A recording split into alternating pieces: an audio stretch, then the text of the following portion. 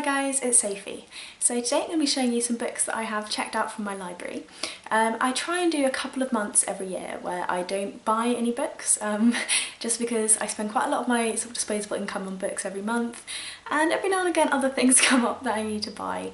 So I just try and get books in other means. I use up my gift cards and I use the library more. So I've decided April is going to be one of those months, so I'm going to try and buy nothing, which is going to be a bit weird for me. I may have to break and buy Remove One's Own by Virginia Woolf because my library doesn't seem to carry a copy.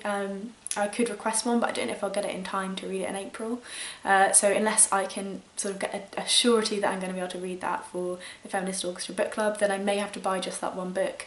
But beyond that, I'm going to try and buy nothing. So let's get started. I've got a couple graphic novels. I think graphic novels are a really good one to check out from the library, just because they're so quick to read and they are expensive for the amount of time you have. So the first one I got out was The House That Groaned by Khair and Fransman. This story is about this Victorian house and the tenants that live within it and sort of the history of the house. And all of the tenants are very strange and all have different sort of aspects of their bodies that they're really focused on. So one man, his job is to Photoshop models and make their bodies look perfect. One man is only sexually attracted to people who have deformities. There's a woman who is looking to be in the beauty industry and is sort of obsessed with her looks. And there's an old lady who everyone's kind of forgotten about, and everywhere she goes she blends into all of the furniture and backgrounds, and she's just a sort of vague outline. It's all in this sort of blue, so quite chilled out art style. I would say that all the characters look kind of similar, so if you're looking for something where you have a clear distinction between who you're looking at, and maybe not this one, just because they're all drawn in quite a similar manner. So the next graphic novel I have is American Widow. This is by Alissa Torres and the art's by Soo-Young Choi. This is the story about a woman who lost her husband in the 9/11 attacks and about the sort of aftermath of those attacks. It starts out with their sort of romance and they're getting to know one another, and then her coping afterwards and sort of, you know, finding her way through the system almost. Show you the art style in this one too. It's a very different style of drawing, but the colour palette's quite similar to the last one I showed you. Sort of greens and blacks. I quite enjoy that actually. I think these two have sort of made me quite like the sort of just simple colour palettes. And then the next one I checked out was a novel, and it is From a Buick 8 by Stephen King. You probably know that I've read a fair amount of Stephen King, and there are a few that I haven't read.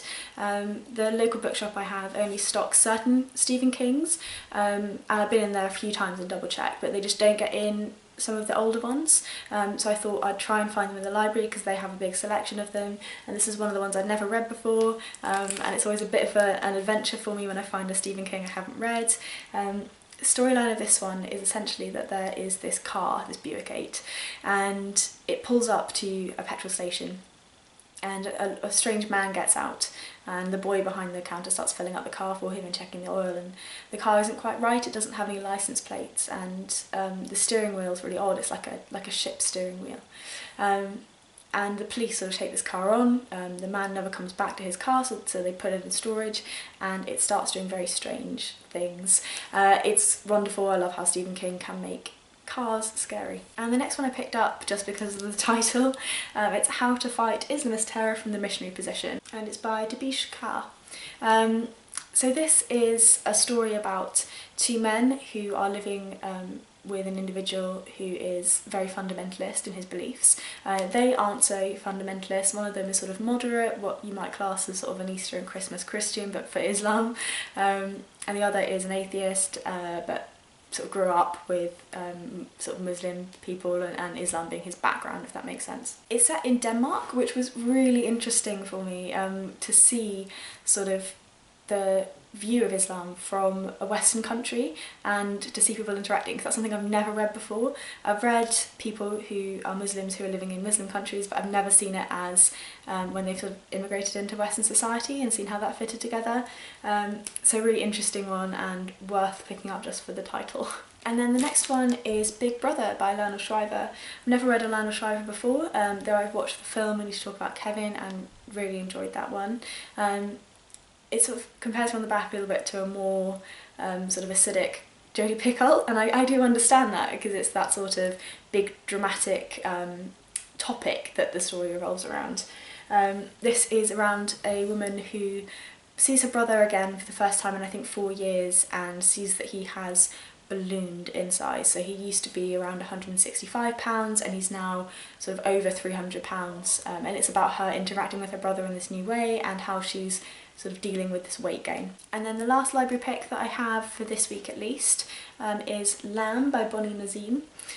This book has been compared quite heavily to Lolita, and I understand why. It is a story about a man who is very lonely, very odd, in his 50s, who strikes up this friendship with this 11-year-old girl and decides it'd be a really good idea to take her on this road trip.